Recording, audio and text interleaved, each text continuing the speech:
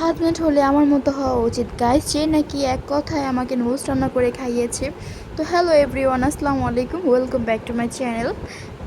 প্রতিবারের মতো আমি আজকেও একটা ব্লগ নিয়ে হাজির হয়েছি। আজকে ব্লগটা অনেক স্পেশাল।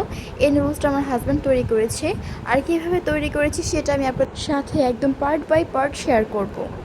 ওই বেচারা নুডলস নাকি সিদ্ধ করতে পারে না, একদম গলে যাবে, গলে গেলে তো মজা লাগবে না, সেই জন্য আমাকে বলছে নুডলসটা সিদ্ধ করে দিতে। তো আমি এখানে 2 প্যাকেট নুডলস নিয়েছিলাম, 3 প্যাকেট নুডলস নিয়েছিলাম সিদ্ধ করার জন্য। আর এখানে কিছু সবজি নিয়েছি কেটে দিতে, বিকজ উনি তো কাটতে পারবে না, বটিতে বসতে পারে না। তো যাই হোক, আমি ওনাকে একটু হেল্প করছিলাম, রান্না তো উনিই করবে, সেজন্য আমি এই যে সবজিগুলো সুন্দর করে কেটে নিচ্ছিলাম। আমি সবসময় নুডলসের মরিচগুলোকে এভাবে কেটে থাকি, তো এভাবে কাটলে আমার কাছে দেখতে ভালো লাগে। আপনারা আপনাদের ইচ্ছা মতো কেটে নেবেন। তো আমি এভাবে কাটছি। আসলে গাইস, নুডলসের এই ভিডিওটা আমি ভাবছিলাম কি আমি নিজে রান্না করে বানাবো, পরে আমার হাজব্যান্ড বলল কি থাক থাক, তুমি না আমাকে কতদিন ধরে বলতাছো, কিছু বললে তো আবার তুমি রাগ করবে, তো আমি থাক তোমাকে রান্না করে খাওয়াবো। আমি ভাবলাম বাহ, এটা তো ভালোই কথা, আমাকে রান্না করে খাওয়াবে।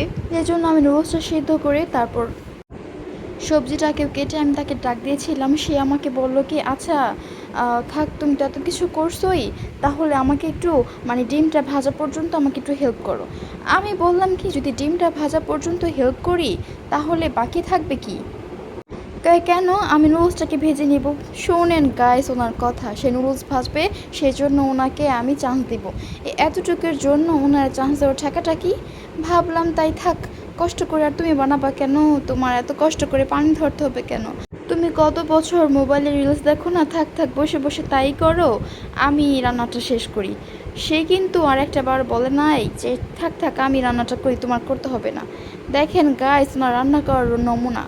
তো যাই হোক, আমি এত কষ্ট মষ্ট করে রান্না করে ফেলছি, কি আর করব। এখানে আমি মশলা পর্যন্ত চলে এসেছি, ডিমটা ভেজে তারপর আমি মশলা দিয়ে ফেলেছি।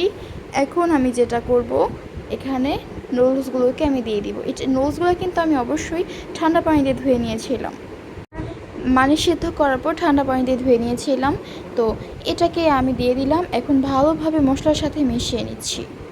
আর উপর থেকে আমার মেয়ের কথা শুনুন, সে আমাকে এসে বলছে তোমার এতক্ষণ লাগে কেন রান্না করতে, তাড়াতাড়ি করো, আমার তো ক্ষুধা লাগছে। চিন্তাটা করেন গাইস, এটা কি কোনো কথা?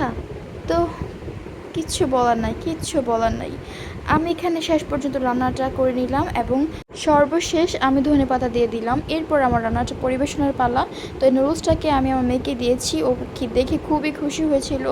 আর এটা আমার জন্য না, আমার জন্যই না, আসলে এটা আমার হাজব্যান্ডের জন্য, সে এত কষ্ট করে রান্না করতে চেয়েছিল বেচারায়। তো যাই হোক, ওনাকে দিলাম খেতে।